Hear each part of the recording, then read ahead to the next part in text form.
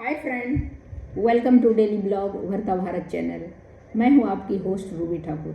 दोस्तों, केंद्र का फैसला है कि डॉक्टर मनमोहन सिंह से पहले बनेगा प्रणब मुखर्जी की स्मृति स्थल, क्योंकि कांग्रेस का डिमांड था कि मनमोहन सिंह जी का स्मृति स्थल बना जाए।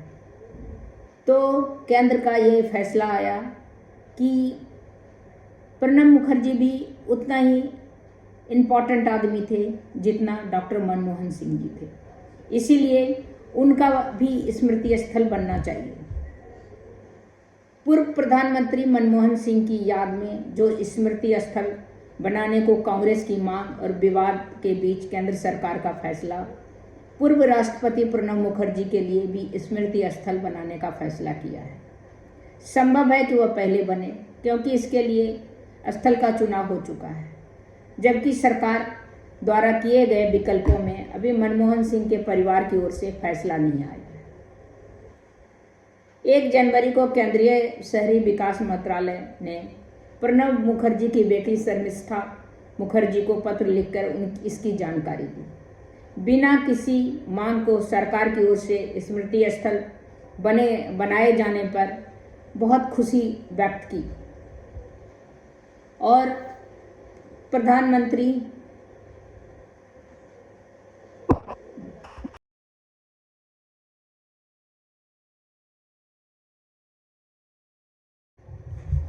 उनकी पुत्री प्रणब मुखर्जी की पुत्री शर्मिष्ठा मुखर्जी ने प्रधानमंत्री नरेंद्र मोदी का आभार व्यक्त किया और उन्हें धन्यवाद दिया कि उन्होंने भी मांगा नहीं था कि मेरे पिताजी का स्मृति स्थल बने।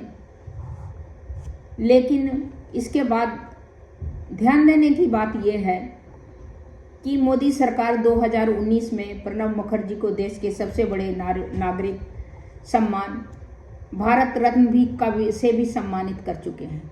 मनमोहन सिंह की मृत्यु के बाद कांग्रेस के नेता राहुल गांधी, मल्लिकार्जुन खड़गे समेत कई नेताओं की ओर से बड़ा मुद्दा बनाया गया था। सरकार का आरोप लगाया था सरकार पर कि पूर्व प्रधानमंत्री को उचित सम्मान नहीं दिया जा रहा है। जवाब में भाजपा की ओर से जहां कांग्रेस की ओर अपने कई नेताओं को सम्मान नहीं देने का बात याद दिलाई गई, वहीं शर्मिष्ठा ने भी पिता को लेकर कांग्रेस के रवैये का आलोचना किया था और गुस्सा क्षोभ जताया था। सरकार की ओर से लिया गया फैसला राजनीतिक रूप से अहम है। सूत्रों ने बताया के हिसाब से कि दिल्ली में राजघाट के नज़दीक बनाए गए राष्ट्रीय स्मृति स्थल में प्रणब मुखर्जी के स्मारक के लिए जमीन की पहचान कर ली गई है। प्रणब मुखर्जी राष्ट्रपति बनने से पहले इंदिरा गांधी से लेकर मनमोहन सिंह सरकार में भी अहम मंत्रालय के पद पर थे। वहाँ शर्मिष्ठा अपने पिता को कांग्रेस से उचित सम्मान नहीं मिलने के कारण दुखी है।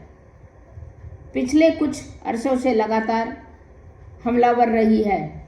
राष्ट्रपति बनने के बाद प्रणब मुखर्जी कई बार मोदी के काम करने के तरीके और उनकी जुनून की और उनके भारत को आगे ले जाने का निस्वार्थ भाव से वो उनका स्वागत किया था। प्रणब मुखर्जी 2012 से 2017 तक राष्ट्रपति रहे और उनका निधन 31 अगस्त 2020 में हुआ।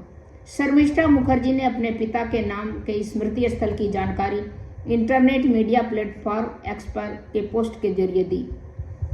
उन्होंने कहा, इससे हो रही खुशी को वह शब्दों में बयान नहीं कर सकती हैं।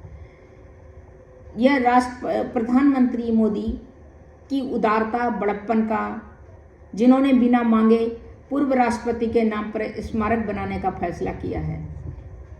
सरकार के पूर्व प्रधानमंत्री मनमोहन सिंह के नाम का स्मृति स्थल बनाने का भरोसा दिया है। मनमोहन के परिवार के कुछ विकल्प दिए गए हैं, लेकिन जमीन का आवंटन तभी हो सकता है जब ट्रस्ट की ओर से उसका आवेदन दिया जाएगा। तो इस तरह करके किसी की भी स्मृति स्थल बने, मेरे हिसाब से तो संभव नहीं है हर किसी का बनना।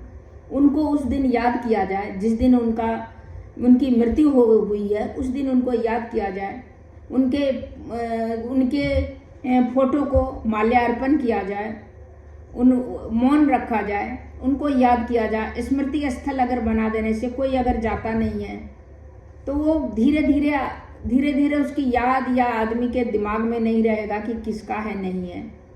तो ये पता नहीं क्या, वो तो हमारे विचार से, और सबका क्या विचार है वो मैं नहीं बता सकती हूँ। लेकिन उस दिन जो है मौन रख के, उनको याद करके, उनका माल्यार्पण करके, श्रद्धांजलि देके, हर साल हम शोक मना के उस दिन दुखी होके हम वो उस तरह करके उनको याद कर सकते हैं। और हर का स्मृति स्थल बनना बहुत संभव नहीं है।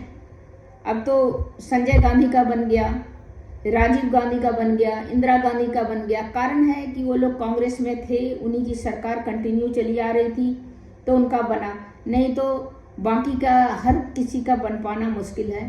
अभी तो आप सोचिए नरसिम्हा राव है, बहुत ज्ञानी जैल सिंह है, सबका तो नहीं बना है। तो इस तरह करके सबका बना पाना संभव नहीं है। सबको मौन रख के आप याद कीजिए, याद करना ही बहुत काफ़ी रहता है। तो तब तक इतना ही, फिर मिलती हूँ अगले कुछ न्यू इंटरेस्टिंग वीडियो के साथ। तब तक के लिए नमस्कार। मेरे वीडियो को लाइक कीजिए, सब्सक्राइब कीजिए, बेल आइकन दबाइए। इसी तरह इंटरेस्टिंग टॉपिक पर मैं वीडियो लेके आती रहूँ।